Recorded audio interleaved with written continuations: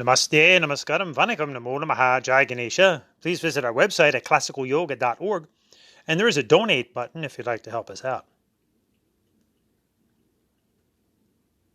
On this Poornima, obviously we get to celebrate every month, the full moon. Let's reflect on reflecting. Actually, the word Hindu, which is our first word of recognition. We are Hindus. And this word Indu, first and foremost, means Chandra, the moon. Always associated with Mahadeva Siva, of course. We live on this fire planet, Poornima, because of the alignment of the moon and the sun, Chandra and Surya. Surya, of course, is always associated with Mahavishnu. So remember, fellow Hindus, Harihara Ekarupa Gunashila. As mature Hindus, we always see Saivism, Vaishnavism, and Shaktiism, the mother, Poornima, as three equal partners. Poornima, or Ritta, the first written word for the Hindu Dharma, Ritvijam, victory to Mother Nature. She is our sustenance, our food, our Annamaya Kosha. Hence we always give thanks. Annapurane Sarapurane. Sankara Pranavalabe Yana Varagya Siddhyartham Bhiksham Dehi Chaparvati. Full of food, full of truth, full of the vital breath of Shiva. These alms we pray for, oh Ma Parvati. Then we look up and in to the moon, the mind, which has no light of its own, does it? It's merely reflecting the light of El Sol, Surya, the Atmana within, Satchit Ananda, the Surya Narayan. So like the moon, the mind is merely a reflector of the Atmana. The Atmana of Satchitananda, pure energy, light, and heat, which translates into the human emotion of love. And that is precisely why the physical body gets stiff, dark, and cold. So too, when we come out of the womb, we're full of this energy and light and heat, warmth, or love. The reality of the Atmana. So the moon, or the mind, is vital, for this is how we get through any one particular incarnation. Remember, our mind can be our best friend or our worst enemy, depending on how we program it or how we allow it to be programmed. From an infant, we begin this process of osmosis, of just simply absorbing dhyana, everything around us. We then subsequently, more or less, take conscious control of what we put into our mind, still, however, affected by our surroundings and our environment and our associations. This is why our first step is karma yoga, learning to do the right thing, common sense ethics, and learning to serve others, which is gently beginning the process of softening the ego. Then the next obvious step is to exert full-on devotion to the task at hand, to a relationship. Grounded now in ethics or karma yoga, our devotions become fruitful. Then we further concentrate, which is the essential meaning of the general word meditation. To Hindus, this is Raja Yoga. From Bhakti Yoga now into Raja Yoga, or concentration, contemplation, the better word when referring to matters of the spirit or the Atmana. And then this continues the absorption process. The reflection process, the introspective process. Note that all these English words that start with RE are all about a connecting process. Reflection. Remember. Religion, which remember comes from the root religio, initially meaning to link or to bind to simply a moral order. Later in the 1500s, religion became associated with the Abrahamic religions, but its essential meaning is the very meaning of the life process of learning what holds things together. This is why Hindus use the word dharma from dri, meaning to hold.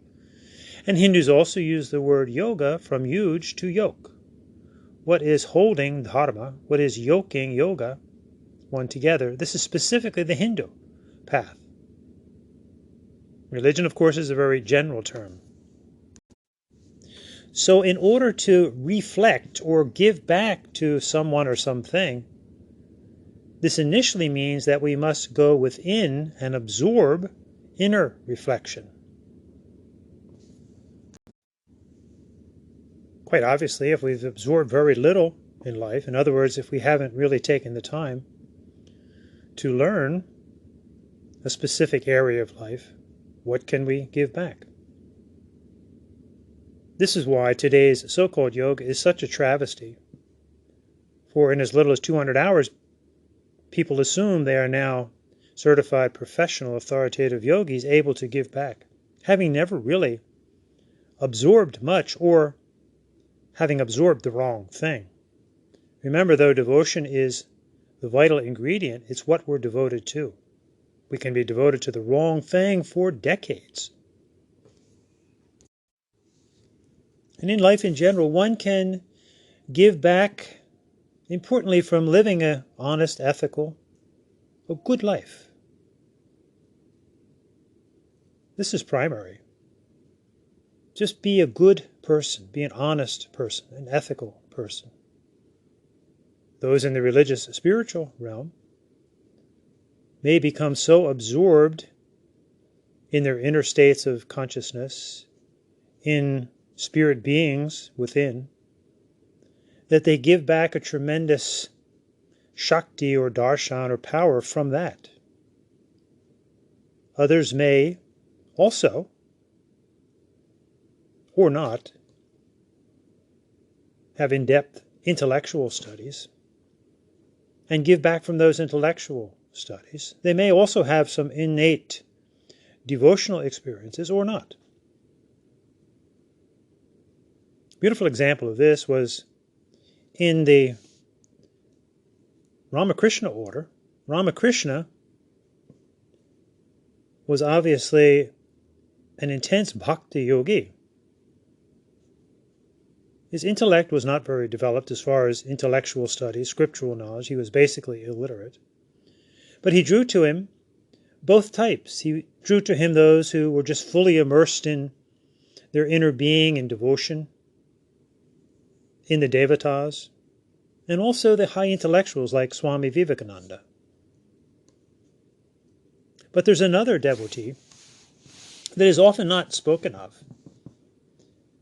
And he was a very simple servant man, if you will, or a house servant of one of Ramakrishna's more intellectual devotees, benefactors. And he used to come around to the ashram and became so absorbed in the darshan of Ramakrishna that he wanted to live there permanently and just serve Ramakrishna and immerse himself in bhakti and deep devotions, caring not much for intellectual studies.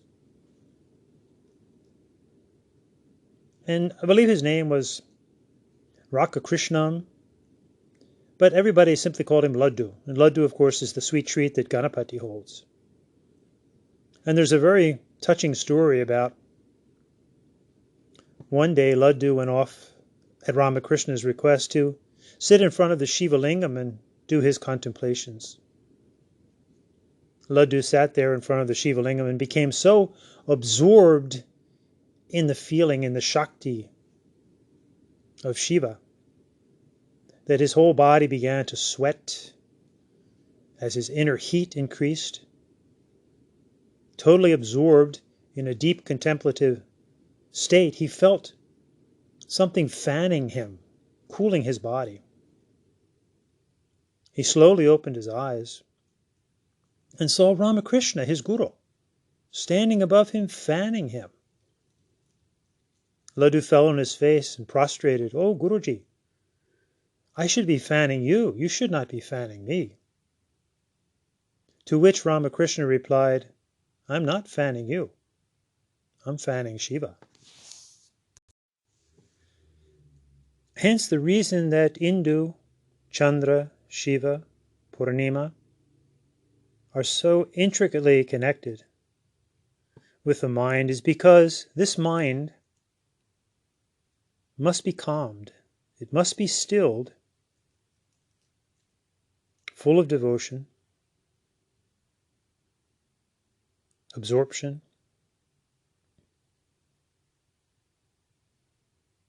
of the immanent and the transcendent, that it can then reflect back this light of the Atmana. Remember, in the Yoga Sutras of the Siva Hindu Guru Patanjali, there is really a recognition of this understanding of the moon and the mind and Shiva, Chandra. That was his Ishtadevata, Mahadev Shiva, Ishvara. In the beginning, Chitta Vritta Nirodha. One must calm the waves of the mind in order, Taradrasta Svarupe Avastanam, that one may stay established in their true inner nature. So the moon, like the mind, reflects back because of its organic substances. Magnesium, silica, aluminum, lumina, the most predominant element. Listen to our podcast on cartoon wisdom and Hindu Dharma. In the old cartoon of Rough and Ready, where Professor Gizmo went to the planet Mune Mula, which is aluminum spelt backwards. But certainly not intended in this cartoon, but Muni and Mula are two Sanskrit words. Mula is root, Muni is silence. The Munis are the silent sages, the true yogis, who have taken a vow of Mauna Vakya Parabrahman, silent speech. Yatovacho nivartante aprapyas manasa saha. Beyond the mind, beyond speech, is the absolute. So the root of silence is absolutely necessary to quiet the mind, which has been slowly quieted through the absorption process from young, trying to take in what is good and wholesome and beneficial and healthy, so that the mind does not get disturbed. This lifestyle naturally and safely calms the mind slowly over time, until the mind basically stops or quiets down by itself. And then it can perceive the inner light of the Atmana. This is why every true religion, and certainly Hinduism, is a lifestyle. It's a religious, spiritual, scientific, philosophical lifestyle. It has to be. It has to be a slow, methodical process. Be extremely cautious of any so-called techniques that offer quick or instant enlightenment. No such thing. Imagine, for example, if you're traveling down the road at 70 miles an hour and you jam on the brakes. What happens? Through the laws of motion, you go right through the windshield. However, if the car is going 70 miles an hour, just slowly take your foot off the accelerator until the car eventually slows down. This is following a religious spiritual lifestyle, it slows the mind down safely and gently until it comes to a stop. And then one perceives that which we always were, the Atmana, simply covered up by life itself, slowing down the mind, step by step, pade pade, thread by thread, sutra by sutra, until poof, no thing. Tarivarta matra nirbasa sunyam iva samadhi. Purushartha sunyam kavalyam.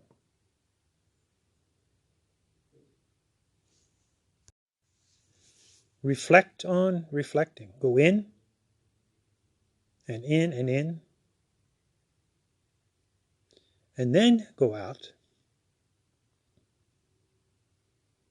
and follow this swing of life.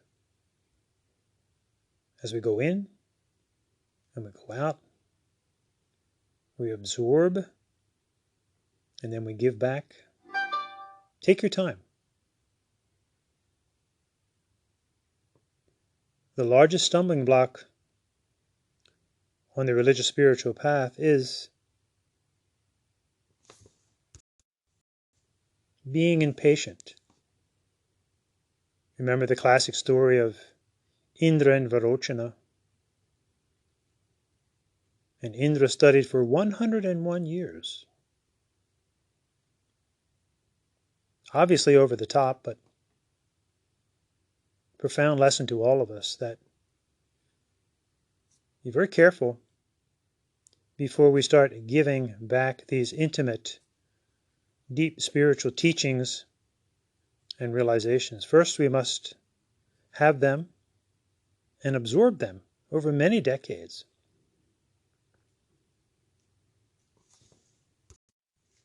And then reflect them out, perhaps simply by example, by one's countenance, by how one lives and how one acts on a daily basis.